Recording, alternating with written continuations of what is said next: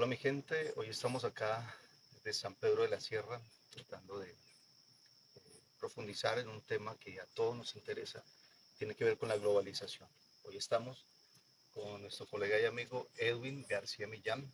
Él es docente en nuestra institución San Pedro de la Sierra y él se desempeña eh, en el área de las ciencias políticas y económicas. Estamos acá, vamos a iniciar. Nuestra primera pregunta dice, ¿cómo influye la globalización económica en los países en desarrollo? Bueno, profe, lo primero que pues debemos tener en cuenta es que la globalización pues es un proceso social, podríamos decirlo así, y que abarca diferentes aspectos de la misma sociedad. Es decir, no solamente pues, hablamos de globalización económica, sino también hablamos de globalización cultural, de globalización política, de globalización social, ¿sí? Y todas están entrelazadas. No podemos decir que hay una globalización cultural sin hablar también de una globalización económica. Todas ellas están enlazadas y pues influyen al momento de presentarse el proceso, influyen entonces en el desarrollo de la sociedad. Entonces, en los países en desarrollo como el nuestro, por ejemplo, donde vivimos un proceso de globalización ya de 30, 40 años aproximadamente, eh, tiene pues impacto, como ya les dije, impacto tanto cultural como político y social, y eso se ve representado en los resultados que vemos hoy en día. Entonces, por ejemplo, nuestros cambios en nuestros hábitos por ejemplo, de vestimenta, que es lo más visible. eh, Vemos cómo nuestra apariencia se ha ido transformando y se ha ido identificando con, con otra cultura que, de la cual hemos tomado esos aspectos. Entonces, los impactos pueden ser tanto negativos como positivos. Por ejemplo, en este caso cultural, entonces vemos pérdida de identidad cultural, ¿sí? Esa Vemos, sería como una desventaja. sí, vemos también, por ejemplo, dependencia en términos políticos. Ya no somos totalmente independientes políticamente, nos regimos bajo normas internacionales, como por ejemplo la ONU, ¿sí? Que hace parte de esa globalización mundial o de esa globalización política.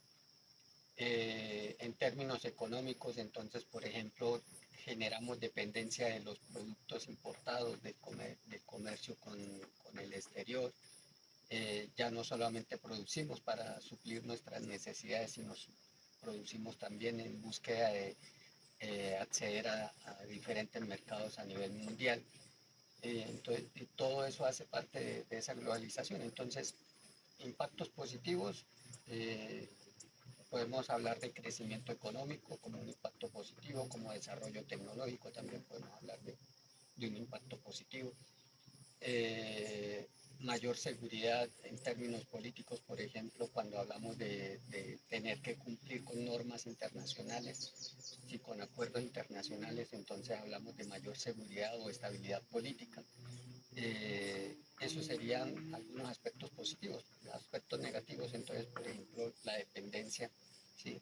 Tanto económica como política, la pérdida de identidad cultural, ¿sí? La pérdida también de pronto de las tradiciones productivas, sobre todo en el área rural. Entonces, ahí vienen entonces ya los daños ambientales, ¿sí? que trae consigo ese proceso de globalización económica. Entonces, el hecho de que nos hayan traído en los 80, en los 70, esa revolución verde, por ejemplo, el uso de agroquímicos, Entonces, eso hace parte de ese proceso de globalización económica y nos hace llevar a que nuestro ambiente, el medio ambiente donde tradicionalmente cultivábamos sin químicos, se haya transformado de una manera negativa. Entonces, son aspectos que también hay que tener en cuenta para eso.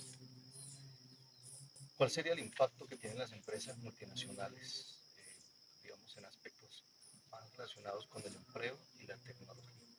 Eso depende del tipo de empresa que llegue a, digamos, en el caso colombiano, el tipo de empresa que llegue a realizar su actividad.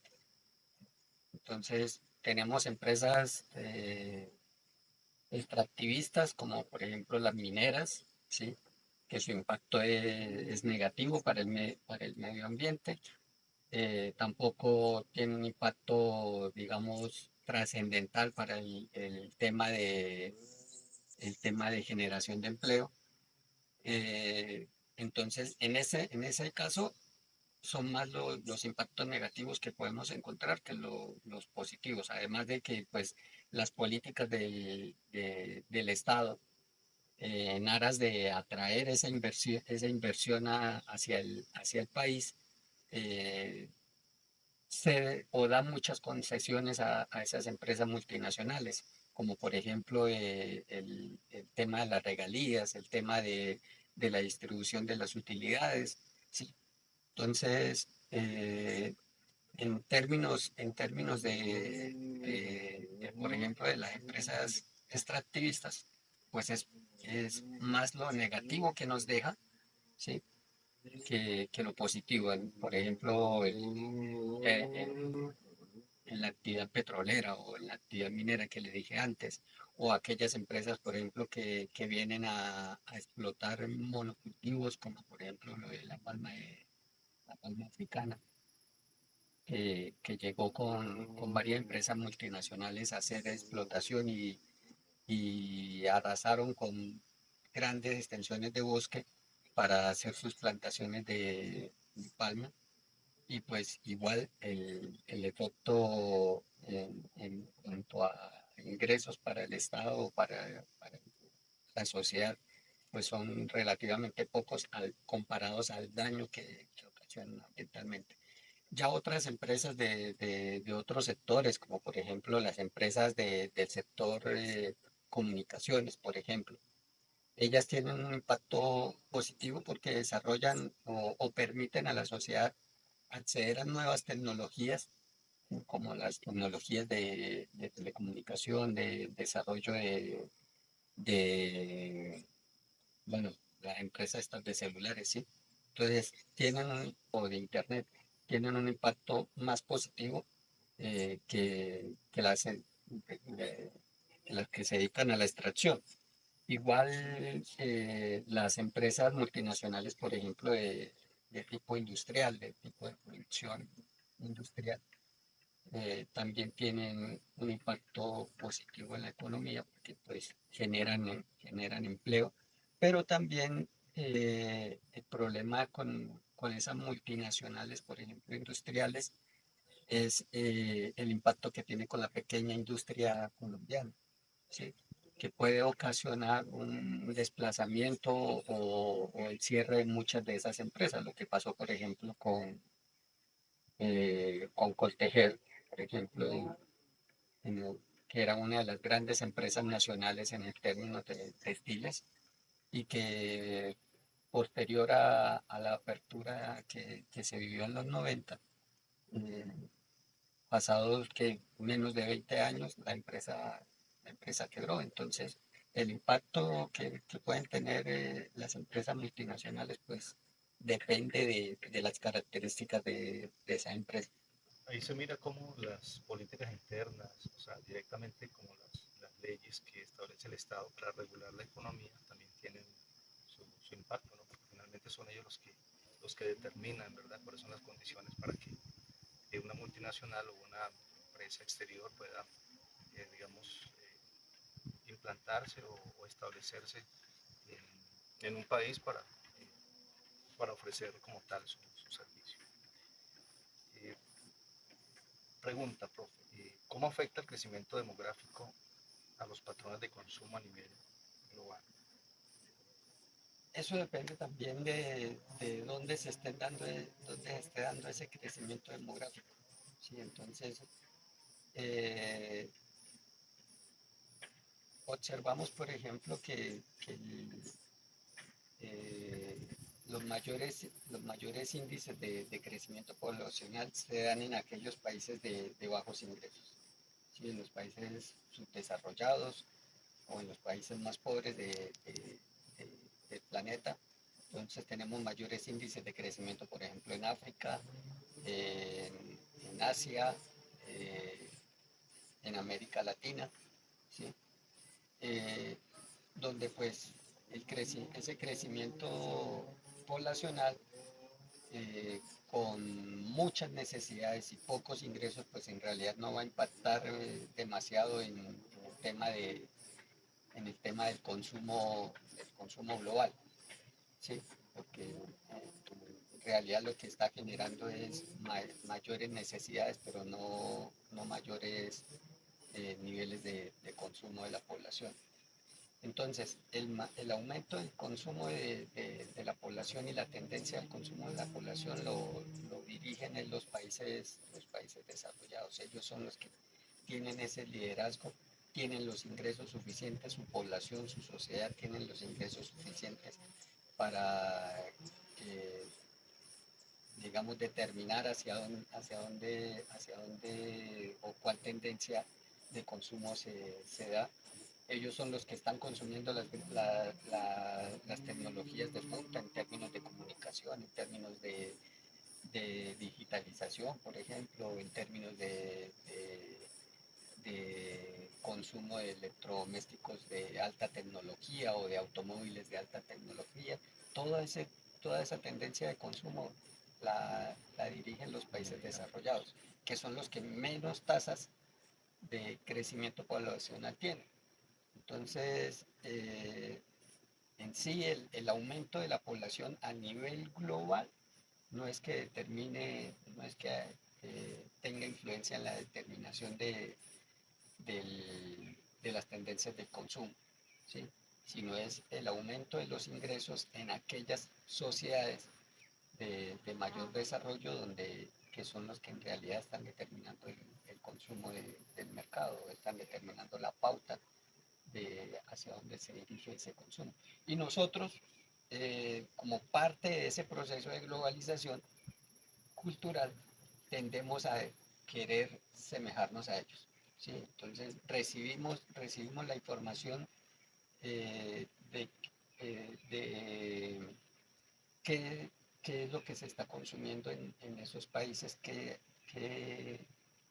niveles de acceso a las mercancías tienen esos países y queremos nosotros emularlos y dependiendo de los ingresos de la población y de los sectores de la población, algunos logran tener esa tendencia de consumo, como otros simplemente acceden a algunas cosas puntuales. Entonces no es eh, digamos, extraño ver como, por ejemplo, en comunidades con muy escasos recursos y con muchas necesidades, viviendo en casas eh, pues digamos, de condiciones precarias, con carencias por ejemplo, de servicios públicos. No es extraño ver, por ejemplo, que esa familia tenga un televisor de 60 pulgadas y hagan un gran sacrificio de sus ingresos para tener ese televisor de 60 pulgadas, ¿sí? Entonces, pero no puede acceder a todos los adelantos y un tipo de comercio que tiene una familia en un país desarrollado, pero tienden a querer emularlos ese tipo de consumo, ¿sí?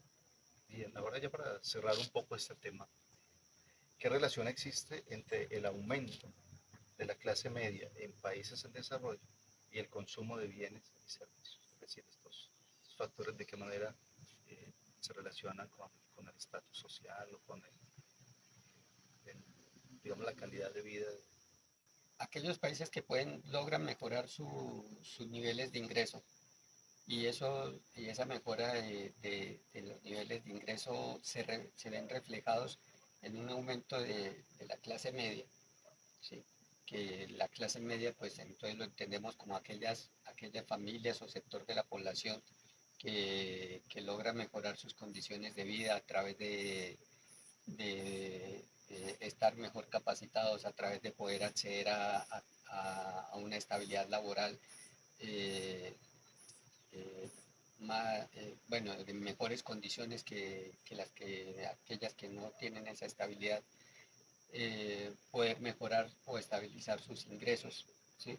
Entonces, al tener mayor cantidad de ingresos posibles y con una seguridad en el tiempo mayor, pues eso se ve reflejado en que esas familias pueden tener también acceso a un mayor nivel de consumo de bienes. Entonces ya no solamente va a poder acceder a ese televisor, digamos ese ejemplo que vimos anterior, si esa familia logra poder trascender de ese sector de la población con muchas necesidades insatisfechas y mejora sus condiciones de vida, mejora sus condiciones de ingreso, ya no solamente va a poder acceder a ese televisor de 60 pulgadas porque ese era el anhelo que tenían, sino ya también entonces va a poder acceder a, por ejemplo, a tener servicio de internet constante, de tener un automóvil, los medios de transporte propios, a acceder a suplir, por ejemplo, sus necesidades eh, con mejor calidad en sus necesidades de ropa, de vestir, de electrodomésticos, eh, su propia capacidad de poder llevar a sus hijos a una universidad, por ejemplo. Entonces, toda esa situación obviamente mejora las condiciones de vida de un país como el nuestro para que se logre acceder a mejores condiciones en, en términos de calidad de vida, ¿sí? En términos de, poder, de aumento de consumo también. ¿Sí? Entonces, eh, esa, digamos, mejores condiciones que representa el llegar a un punto como el de ser clase media, pues da como resultado positivo la capacidad de que las familias puedan mejorar sus condiciones de vida. Bueno, profe, muchísimas gracias. Cerramos acá nuestro tiempo y esperamos que esta información te pueda servir y que podamos seguir aprendiendo acerca de la globalización como un fenómeno que es muy actual y que debemos enfrentarlo de la mejor manera. Bueno, pues